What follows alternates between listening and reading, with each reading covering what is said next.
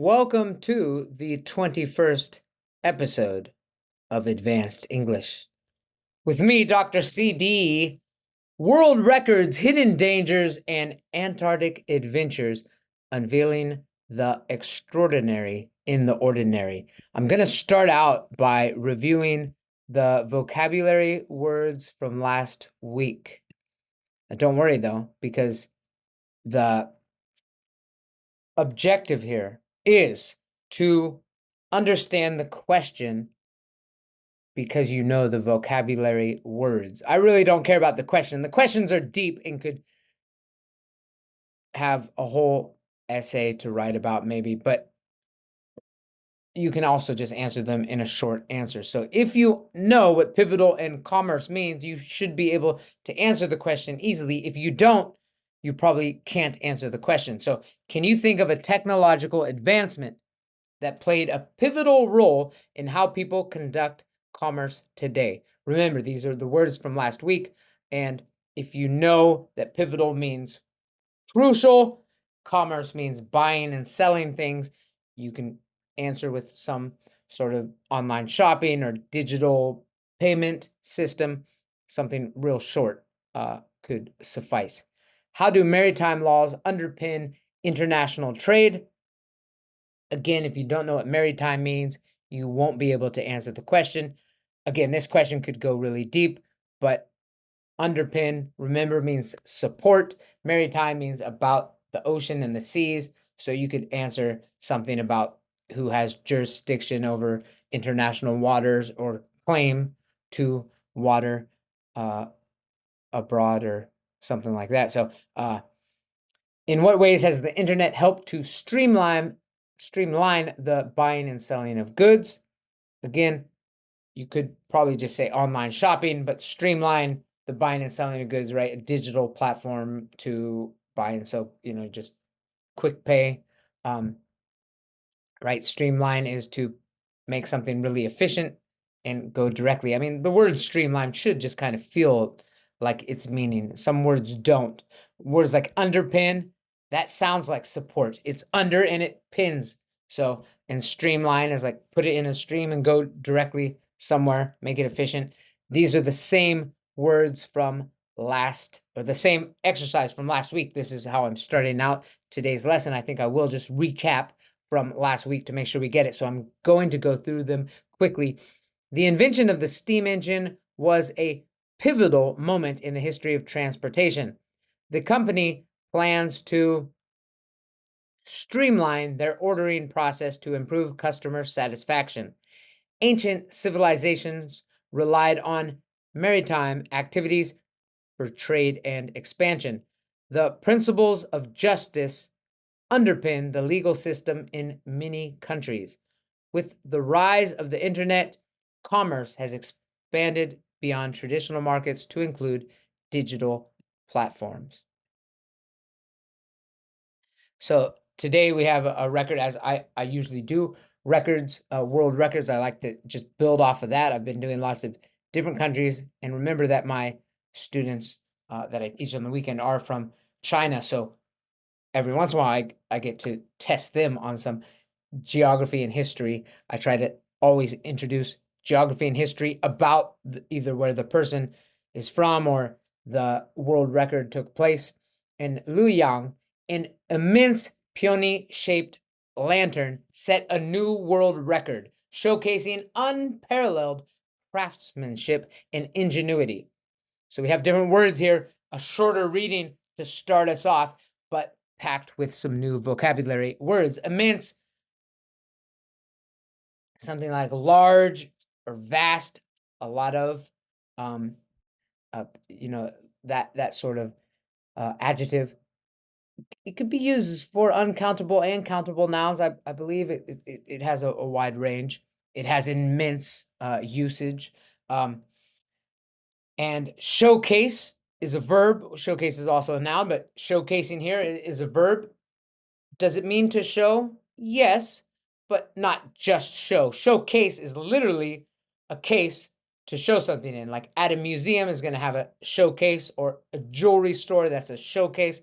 So it's showing, but it's on display as this is. So that makes sense. Unparalleled. Now you see the word parallel. Parallel is when two lines are equally equal distance apart. You know, they never cross. And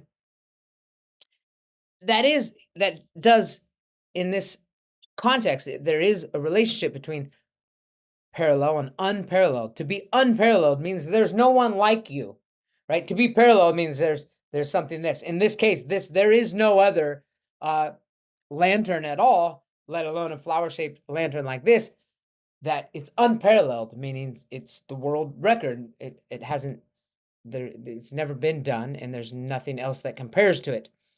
Craftsmanship, crafts, think of crafts, arts and crafts. Crafts are what you create. Craftsman is the person that creates it. In craftsmanship, again, back to a noun, but more of a abstract noun.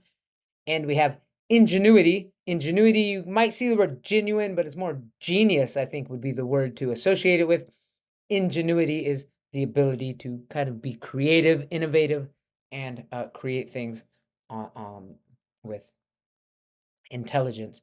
So I'm going to break off into parallel. As long as we're talking about parallel, let's just make sure you know all of your words here that might come up. The first one is, so we have diagonal, diameter, horizontal, parallel, perpendicular, vertical. Number one is vertical, when the line is straight up from going up and down.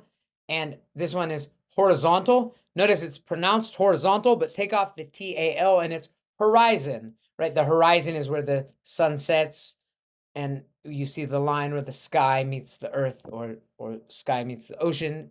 Easy to see a horizon at a beach on the sea. And diagonal are the lines going in this direction. And then we have diameter is the length across a circle. Perpendicular is when two lines intersect at a 90-degree angle. They don't have to be this. They could be slanted this way, but they can't be this way. They're not like obtuse and acute angles. They're exactly 90 degrees. And then parallel, again, they don't have to. They could be vertical. They could be diagonal. They could be horizontal. It doesn't matter. So for perpendicular and parallel, you need two lines. It's the relationship between two lines, and then these are just one line. These are about the direction the line goes. So you can have parallel and diagonal. You could have parallel and horizontal, parallel and vertical, but you couldn't have parallel and perpendicular. Those are contrasting. And let's go ahead and work on the definitions now. I think you know them. So which of the following is not a synonym for immense? Look at them closely, and it is tiny. Yeah, tiny is obviously small, and the other ones all are massive, enormous, but even vast, right? Vast, immense can be like a vast space, right? So it's massive. It has different uses, but as you can see, remember, a synonym just means it can be interchanged in some contexts, not in all contexts. It doesn't mean it's always interchangeable. It just means in some contexts it can be. And which of the following is a synonym for showcase? The verb, hide, conceal, exhibit, or bury. The answer is exhibit. And now we have our fun rhyme time. That's right. Words that rhyme with showcase. Doesn't have to have O in it, just case. The last syllable, case. The earth beyond, or the area beyond Earth's atmosphere is space. Elegance or beauty of movement. Think of a dancer that dances softly is grace. Grace is a noun. You have grace. You dance gracefully. And as an adjective, you can describe somebody as graceful. What about a competition of speed? Again, remember we're rhyming, so we've got case, space, grace, race. The front part of your head, face. All right. And which of the following is not a synonym for unparalleled? Look at them all. The answer is equivalent, right? It's not. It's unparalleled means it's not equivalent. It's matchless, right? It is matchless. It's peerless, and it's unique. All of those are synonyms for unparalleled. And we have which is a synonym for craftsmanship. Remember craftsmanship, crafts, the artistry, really, right there. Artistry is a synonym for craftsmanship. Obviously, none of those. Those aren't necessarily opposites, but they're definitely in the opposite direction of the meaning of craftsmanship. And this one I'm asking for, which one is not a synonym of ingenuity? Creativity is ingenuity. Inventiveness is innovation, is dullness. Dullness is definitely the opposite, really, of ingenuity. And I'm not asking for the opposite, but at least it's a synonym with the opposite. And then I asked, now again, my students being from China are more likely to know more about this. So I do ask some specific questions, but there is definitely something as a Westerner that is very significant about this city. I may be pronouncing it a little wrong, Luoyang. What do you know about Luoyang? And they do have these famous sculptures, although AI created that for me.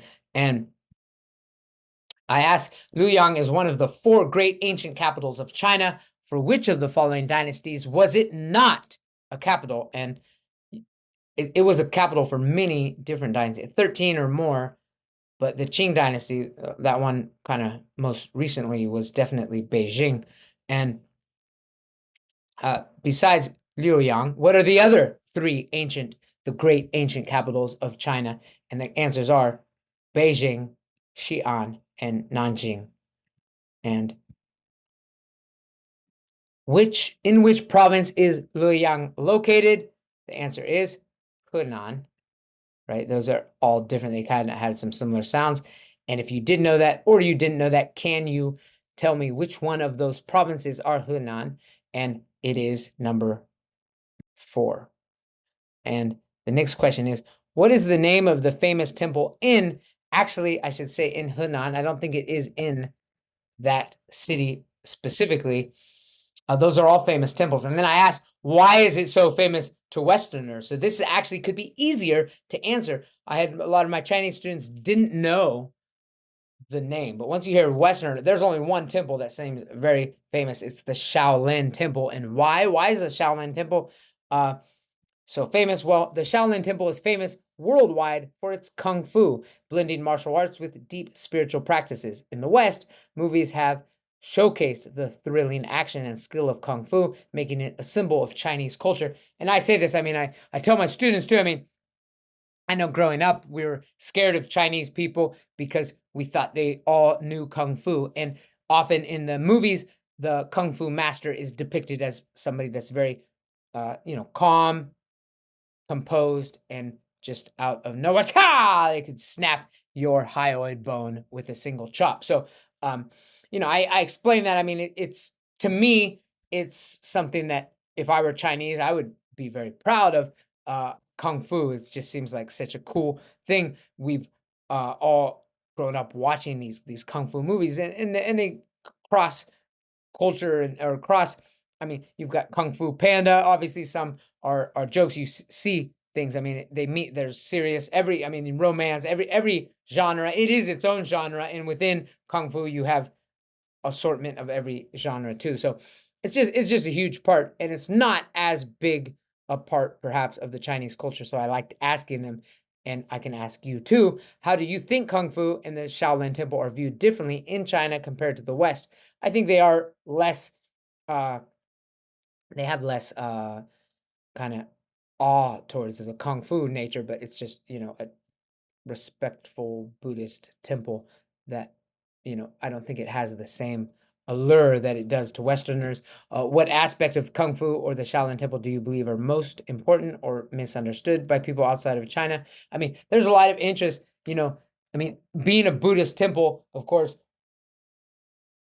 and you think about the influence. I mean, to me, it's natural. It seems like it goes. I mean, martial arts comes from um, peace and philosophy, and it makes sense to me that that's where some martial arts would be born. The same thing happened with wrestling. I believe that ancient wrestling styles, which popped up in India as well, and of course in Greek culture, and also very deep in philosophy, and they go hand in hand for sure. New question: which UNESCO site or World Heritage Site is Luoyang, in Luoyang, is famous for its ancient Buddhist cave sculptures. And the answer is the Longmen grottos. If you know, grottos, cave sculptures.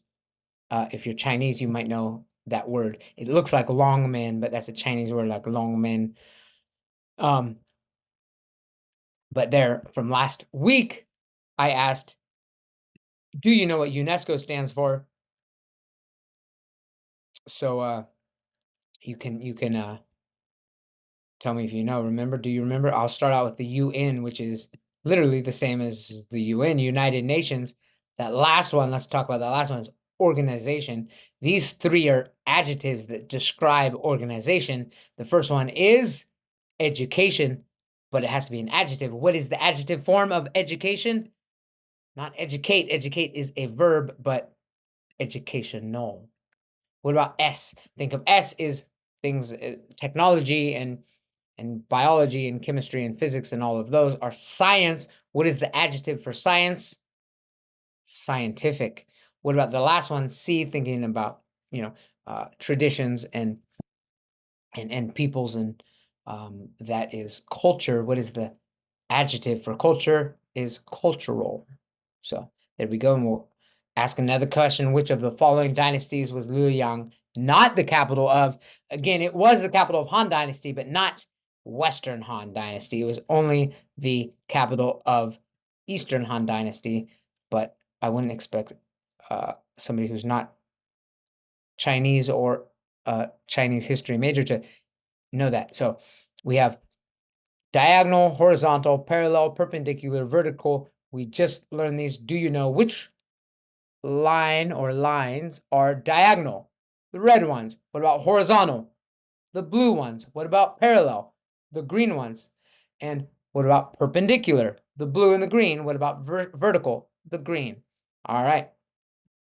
Next question here, or next little story here. While cleaning her late father's home in Quebec, Canada, while cleaning her late father's home in Quebec, Canada, I guess I say a woman found a live grenade in a toolbox, a relic her father kept from his father. Despite family requests to dispose of it years ago, the grenade had unknowingly moved with them multiple times. Army personnel were called to safely remove the live grenade. So, a couple words. What does late mean? Late means like you arrive late. I can't even say exactly why, but late means dead. It's kind of to say while cleaning her dead father's home in Quebec, it sounds kind of harsh. So it's a softer way to say dead. When somebody's dead, you refer to them late. Because if you just said when cleaning her father's home, it's kind of significant to know that you're cleaning, he's not alive. I mean, it doesn't completely change the story, but it does usually denote that, okay, this person has passed away. Personnel, that's not personal. Make sure personnel are the people that are for like an organization. And relic is a piece of something. It could be a bone, it could be a coin, or an old antique part of some history. And let's go ahead. You've read that, and we're going to do some more rhyme time, which is rhyming with the word grenade. So if you can rhyme with the word grenade, I'm going to go quickly, so make sure you try to guess it as quickly as possible. You have the shadow from the sun. Think of a hot day. You want to stand under a tree to get in the shade. If you're scared of something, you are afraid. If you gave money for something, notice that's the past tense. It's going to be paid, right? And then slowly disappear or lose brightness is fade away, right? Those are those. And now let's go ahead and match these. I'll go through these quickly, then we're going to fill in the blank using these same vocabulary words. We have dispose, personnel, relic, safely, and unknowingly. An old object from the past is a relic. To get rid of something is dispose. Without awareness or intention is unknowingly. In a secure manner without danger is safely. People who work for an organization or company is personnel. Now let's go ahead and fill those in the blank. There we go. The same words. I'm going to read them. Fill in the blank before I do. They found an ancient coin. a relic from centuries ago in the old house. We must dispose of hazardous waste properly to protect the environment. The documents were unknowingly packed and ended up in the wrong office. That one's kind of hard because at first it might seem like safely. The documents were safely packed, but then you can just tag at the end of the sentence, oh, ended up in the wrong office, must be unknowingly. And then the children were playing again. You could say the children were playing unknowingly near the lake. Could make sense, but clearly under the watchful eyes of their parents, then we know that they're safely playing. And the office personnel includes both full-time employees and part-time staff. There we go. We've got all those words. True or false from the story. The grenade was intentionally kept as a family treasure. That's false. I mean, you could say true. It was intentionally kept by the father who later died. Again, always available to debate a question. Actually, that's the best thing in my classes when a student calls me on a question and says this. I would have said this is false because I'm talking about the family who found it most recently, but it could be argued that it was intentionally kept, actually, originally. So the family had tried to get rid of the grenade before. Yes, they did, right? She said she tried to tell them to get it away before. And there was a video to go along with this too, but these are all from the reading. The grenade was found in a place other than the father's home. That's false. Oh no, it was true, right? She took it and moved it around with her. It was in his toolbox that they had moved around. That's scary, right? To realize there was a grenade in there the whole time, and I was moving that around, and even you could have been throwing it around, right? Army personnel were not needed to handle the situation. Again, as the story goes, yes, they were needed, but you could say, well, they weren't needed. I mean, think about this. Grenade is like 50 years old or something, and it hasn't exploded, so I'm sure, and they'd moved it around, so technically you didn't need anyone special. You could have just grabbed it. I'm sure it's not going to blow up. Hasn't yet. How is it going to just accidentally go off? The discovery happened in Quebec, Canada, and that is true. We're going to talk now about Quebec. I really just asked is it on the east or on the west? Most of the population of Canada are along one of the coastal regions, and it's actually, I believe Quebec is actually green and yellow here, but I just want to get east. It's on the east side, and British Columbia and Victoria over here on the west. And then I like to just ask these questions. These are just quiz questions, not that difficult, but not from anything that we read. What is the official winter sport of Canada? The answer is ice hockey. Then I like to ask, what would you do if you found a live grenade? Again, we use that term live grenade. That just means it's potentially could be set off, right? We don't know. I mean, you got to pull the pin. Maybe it's a dud. Maybe it's, I mean, you don't know, really. You don't want to find out. What would you do? And then I ask, have you or your family ever found something unexpected or interesting while cleaning? It's easy to do when you pack things in boxes and move and then never unpack that box, or had somebody that died and you kind of gathered their things and put them away, especially if you live in a place where there's a lot of storage. I'm kind of a hoarder. I come across things sometimes that, oh, wow, that's pretty interesting. I'd love to hear about it. Then we have this story looking for work. I'll read it to you, and we have some questions to go along. The southernmost post office in the world, located in Antarctica, is hiring 3 people for 4 months to sort mail and count around 1,500 penguins. The rules including handling up to 80,000 letters yearly, operating a gift shop, and tracking penguin numbers.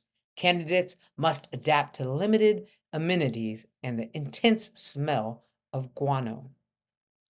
Then I like to talk, again, if you're Chinese, I'll give you these just in case.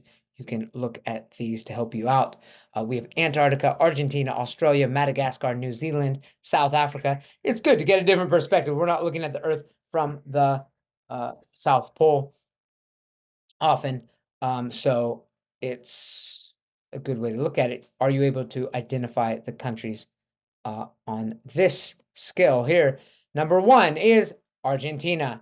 Number 2 is South Africa. Number 3 is Madagascar. Number 4 is Antarctica. Number 5 is New Zealand. Number 6 is Australia. I like talking about Madagascar. I bring up a video of dancing lemurs, crazy animals. They're just so cool. I love them. They're adorable. I don't know if they would be adorable to hold and cuddle with. It. They probably are aggressive too. I don't know, maybe.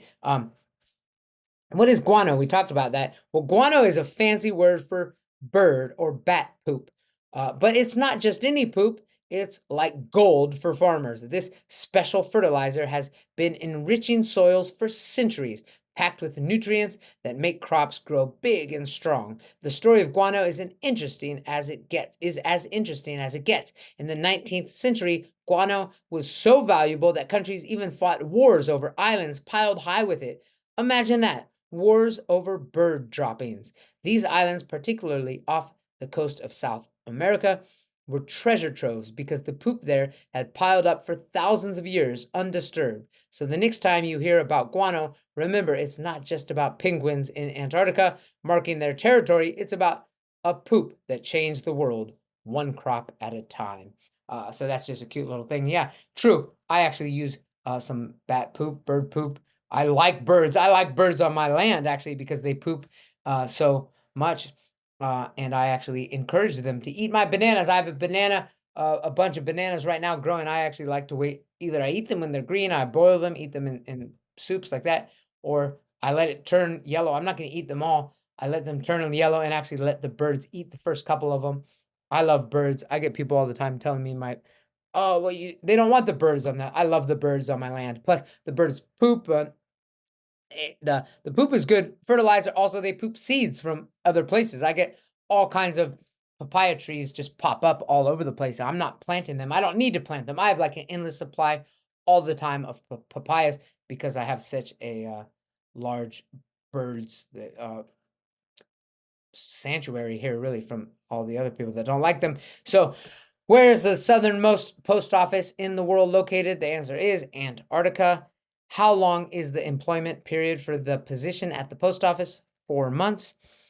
Which one of the tasks for the employees at this post office? Which is one of the tasks for the employees at this post office? Flying drones, counting penguins, counting penguins, right? Because counting penguins, I think I have an excerpt on that. We'll talk about it. How many letters and postcards does the post office handle annually? The answer was 80,000. And according to the passage, what is a challenge that candidates must be prepared for? The answer is the smell of guano. But that's according to the passage. I imagine if this were during the 4-month period, I imagine it's during the 4-month period of sunlight. Constant sunlight is actually also could be a challenge because it might be hard to sleep, but just black out your windows, of course, you could do it. Frequent snowstorms, I don't know during that time if there are, but there might be. But in either case, it wasn't mentioned in the passage. So according to the passage, it was the smell of guano. And true or false question, the post office is hiring for a year-long position. That's false. One of the job duties includes operating a gift shop. It is true. I forget if I put that in the reading or not, but that is true. Only candidates from Antarctica can apply for the job. No, obviously not. Nobody really actually lives there full time. Employees will count exactly 1,500 penguins during their stay. No, that's not actually true, because, well, I'll tell you a little bit about why. It's important to count them, and it's important to know if there are 1,500, if it goes up or down. This is like they're actually what we call an indicator species. I'll read a little bit more about that actually, though. I think let's talk about this. Having a post office in Antarctica serves several important purposes. Firstly, it facilitates communication for researchers and workers living on the continent, allowing them to stay in touch with the rest of the world. Secondly, it supports tourism, enabling visitors to send unique postcards from the southernmost post office globally, which can raise awareness about Antarctica's significance and the need for its conservation. Lastly, it symbolizes human presence and the capability to adapt and maintain operations in extreme conditions, highlighting international cooperation in exploring and studying such remote areas. So how does the role of counting penguins contribute to our understanding of the environment and conservation efforts in Antarctica? Well, I'm glad you asked. Counting penguins is crucial for monitoring the health of the Antarctic ecosystem. Penguins are considered indicator species, meaning changes in their population can reflect broader environmental changes, including the effects of climate change, fishing pressures, and pollution. By tracking penguin numbers, scientists can gather data on these trends over time, contributing valuable insights to conservation strategies. This work supports efforts to protect Antarctica's unique biodiversity and informs global discussions on environmental protection and climate action. A lot of stuff, a lot of crazy stuff about uh, Antarctica. You know, if you're going to embrace a flat Earth theory, Antarctica is actually not a land. It'd be like the entire, it's either the outer ring or it's just this large, massive area, and we're not allowed there. And there's definitely a lot of conspiracies there. Definitely could be a lot of action going on that we don't know about because it is so remote, and there have been treaties that we're not supposed to. It's technically, there are 7 countries that lay claim to different parts of it, but it's not like officially recognized, and everyone just kind of generally said, okay, we're not going to take it over. If all the ice does melt, I imagine there's all sorts of resources.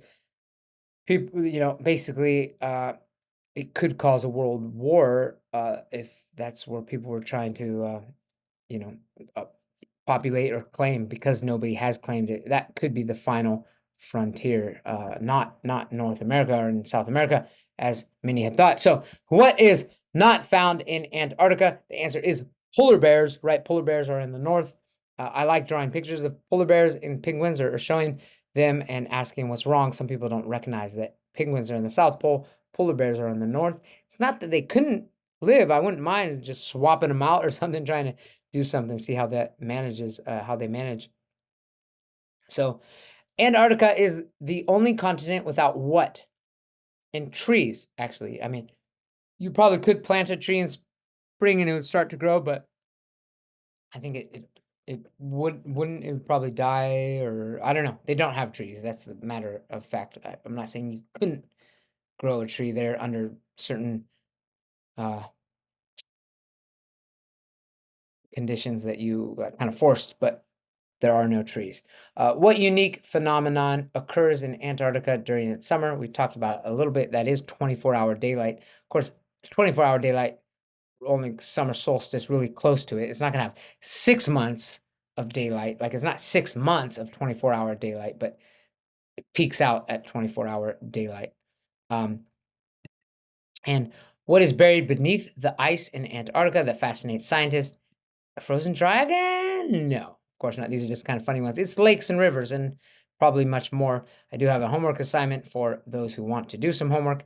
Imagine you're sorting through a box of old belongings tucked away deep in a closet when you unexpectedly find a grenade among the items. Write a short story about this discovery. In your story, include your initial reaction when you see the grenade, the steps you decide to take after finding it, how you feel throughout the experience, the conclusion of the event, what happens to the grenade in the end. Think about the importance of safety and who you would contact for help. Your story can explore feelings of surprise, curiosity, and the responsibility of handling such a dangerous item carefully. Think about that, and I will see you next time. Have a good one. Bye bye.